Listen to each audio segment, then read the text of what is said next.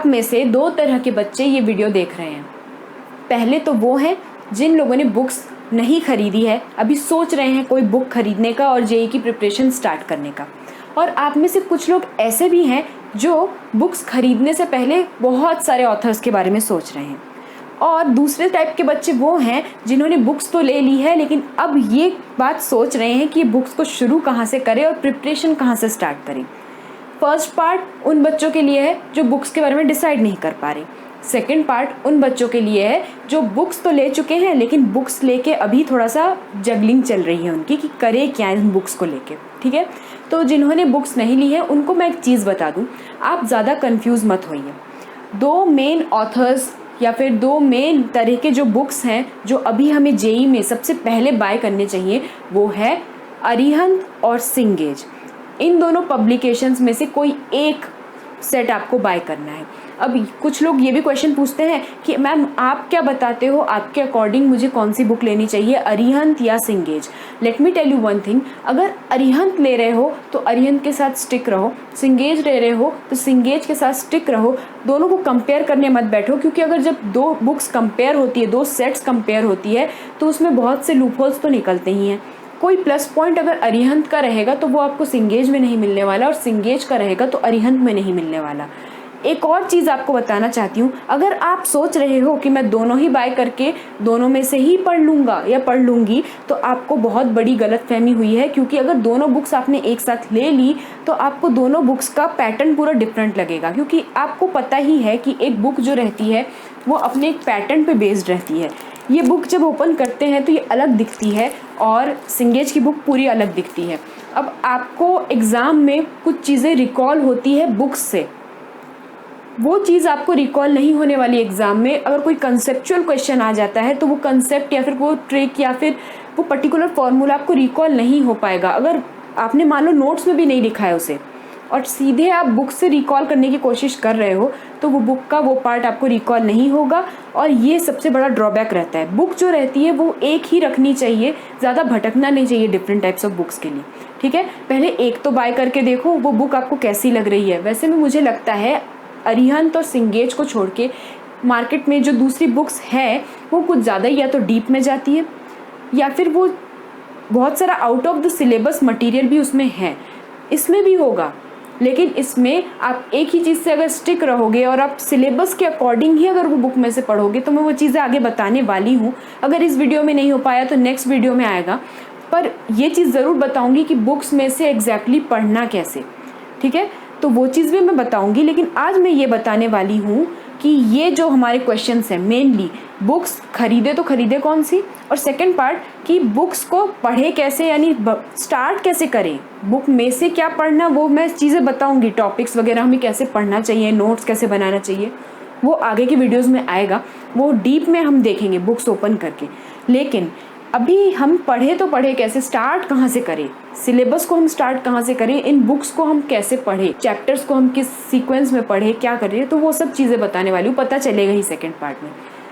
तो first part में आपको ये चीज़ तो क्लियर हो गई है कि हमें क्या खरीदना है। हमें या तो सिंगेज या अरिहंत, और लिखा है बीच में।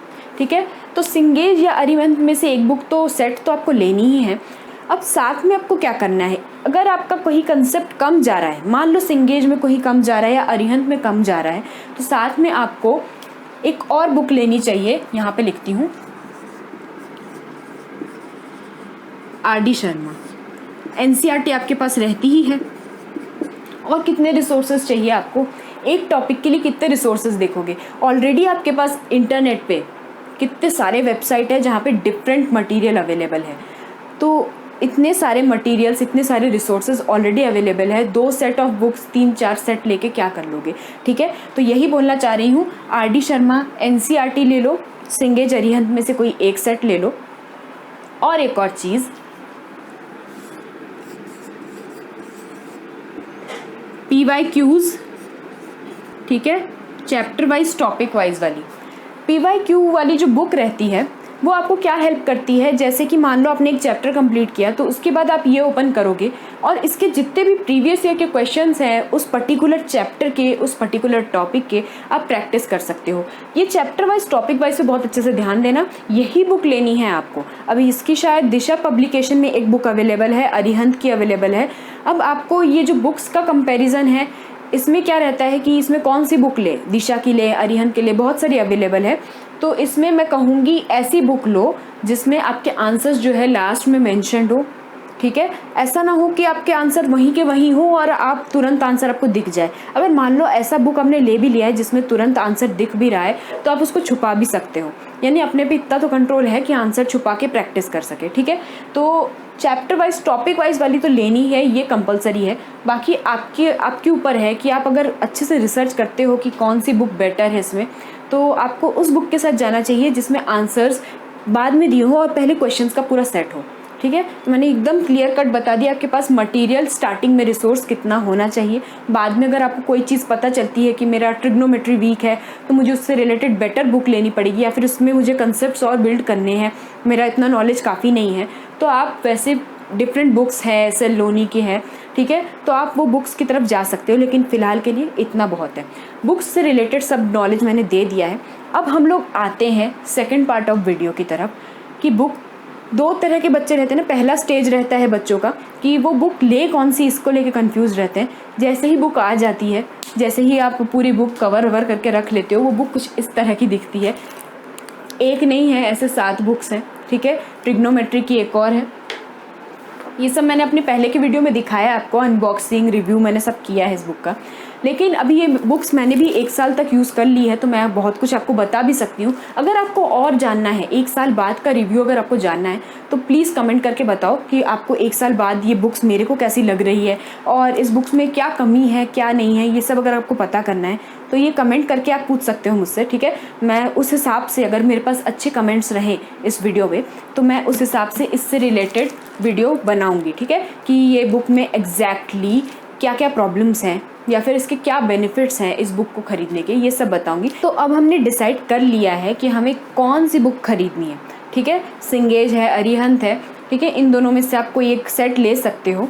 और साथ में ये तो आपके पास कंपलसरी बुक्स है ही है, तो मैं एक बार आपको फिर से पूरी लिस्ट शो कर देती हूँ आपको क्या क्या बाय करना है। व्हाट टू बाय तो हो गया, लेकिन बाय करने के बाद की जो स्टेज रहती है वो और ख़तरनाक रहती है, क्योंकि जब आपके हाथ में ये जो बुक्स आती है ना, ये सिर्फ अलजेब्रा की है, ऐसे 7 बुक्स हैं, ठीक है, और हर किसी की थिकनेस अलग अलग है। ट्रिग्नोमेट्री ये देखो, तो ये सब आपने पहले भी देख लिया होगा वीडियो में, मेरे ही वीडियो में देखा होगा आपने, मैंने आपको पूरा शो किया था, अनबॉक्सिंग, रिव्यू, उसमें बहुत अच्छे व्यूज़ भी गए थे मेरे वीडियो में। व्यूज़ इसलिए गए थे क्योंकि मैंने बहुत अच्छे से उस बुक, मतलब सेट का, अरिहंत के सेट का रिव्यू किया है। अब ये मेन बात है कि हमने बुक तो ले ली है, बुक्स इतनी सारी भी हैं, थिकनेस भी इनकी इतनी है, तो 11th में हैं हम स्टार्ट कर रहे हैं, तो पढ़े कहाँ से, कैसे पढ़ें, शुरुआत कहाँ से करें, क्योंकि हर किसी का मेन क्वेश्चन यही रहता है। आप अपने फ्रेंड से पूछोगे कॉल करके कि कैसी चल रही पढ़ाई, तो वो यही आपको डाउट बोलेगा, यार क्या करें, अभी तो पढ़ाई शुरू कहाँ से करें यही नहीं समझ में आ रहा है। ये जो क्वेश्चन है ये हर किसी को फेस करना ही पड़ता है, हर किसी को, चाहे वो कितना ही ब्रिलियंट क्यों ना हो। शुरुआत कहाँ से करें, स्टार्ट कहाँ से करें, तो ये जो क्वेश्चन रहेगा ये 2 तरह के स्टूडेंट्स में डिवाइड होता है। पहले तो इंस्टीट्यूट वाले जो स्टूडेंट रहते हैं, जो किसी न किसी इंस्टीट्यूट से जुड़े हुए हैं, ठीक है, कुछ नहीं तो ऑनलाइन इंस्टीट्यूट ही ज्वाइन करके रखा है, वेदांतु है, फिजिक्स वाला है, ठीक है, तो इसमें है, या फिर कुछ लोग हैं आकाश, एलन वगैरह ज्वाइन करके रखे हैं। अब ऐसे स्टूडेंट्स हैं, इनको फिर भी थोड़ी गाइडेंस मिलती है टीचर्स की तरफ से, लेकिन उन स्टूडेंट्स का क्या जो एकदम सेल्फ स्टडी कर रहे हैं, प्योर सेल्फ स्टडी। और मैं उन स्टूडेंट्स के बारे में बात करना चाहती हूँ जो इंस्टीट्यूट में है, वो भी तो सेल्फ स्टडी करते हैं, उनको भी तो कहीं ना कहीं से खुद से भी कुछ शुरुआत करनी है।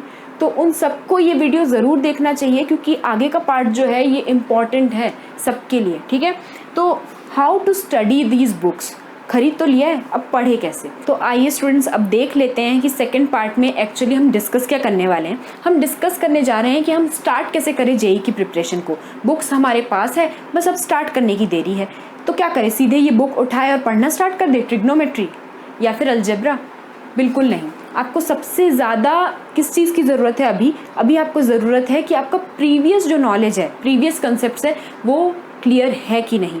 लेकिन आप में से मैक्सिमम लोग ऐसे होंगे जो भूल चुके होंगे कुछ ना कुछ और स्टार्ट करने जा रहे हैं 11th में अपना कुछ नया जेई का प्रिपरेशन करना है, कुछ नया चैप्टर पढ़ना है, ऐसा आपके अंदर फीलिंग होगी। लेकिन फिर भी सबसे ज़्यादा हेट किए जाने वाला पार्ट यही होता है कि आपको प्रीवियस नॉलेज का रिवीजन करना पड़ेगा और ये कंपलसरी रहता है। तो कैसे किया जाए ये रिवीजन, मैं आपको अभी एक लिस्ट ऑफ चैप्टर्स बताऊंगी। ये चैप्टर्स आपको रिवाइज करने हैं। अगर आप 11th में जा रहे हो, 10th से 11th, तो आपको ये चैप्टर्स रिवाइज करने हैं। और अगर आप मान लो ड्रॉप भी ले रहे हो, अगर आप स्टडी एक ड्रॉपर हो और आप ड्रॉप ले रहे हो जेई की प्रिपरेशन के लिए, आपको स्टडी करनी है, स्टार्ट करना है कुछ मत करो, सीधे ये जो चैप्टर्स है ना, इनका बेसिक पहले देख लो।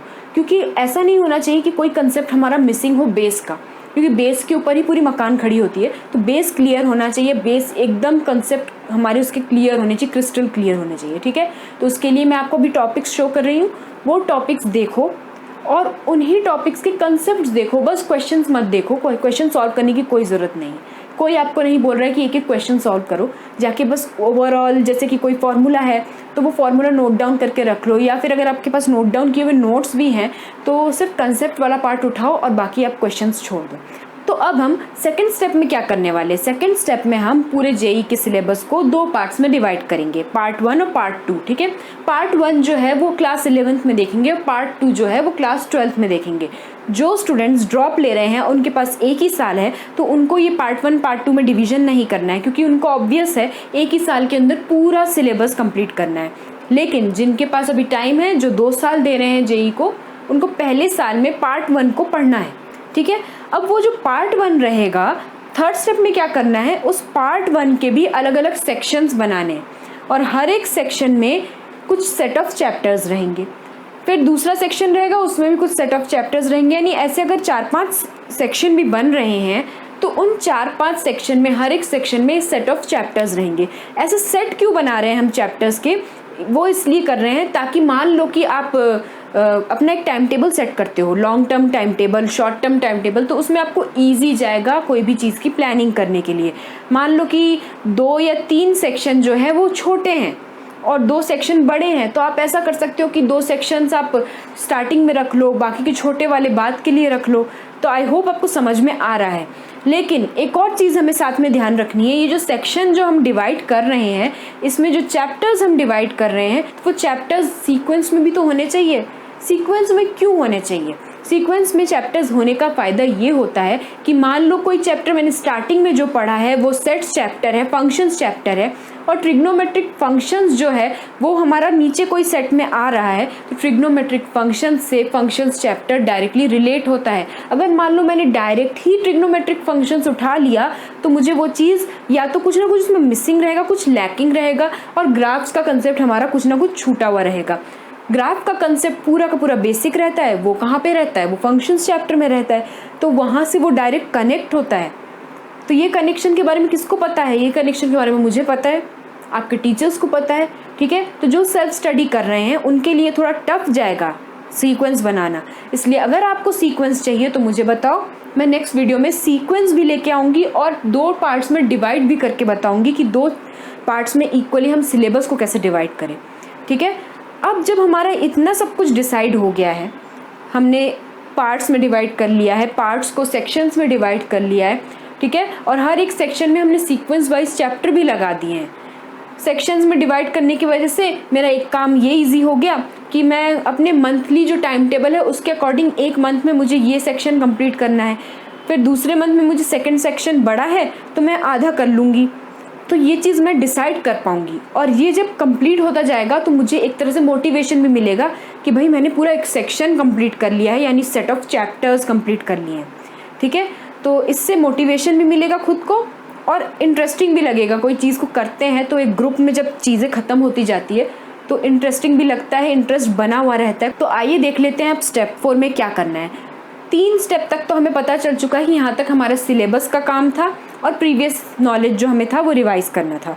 लेकिन अब जो रोल आता है वो आता है बुक्स का। ये जो बुक्स हमने खरीदी है अरिहंत की, इसमें हमें स्टार्टिंग में जो कंटेंट्स देखो जाके, कंटेंट्स में आपको दिख रहा होगा कि पूरे सेशंस में डिवाइडेड है।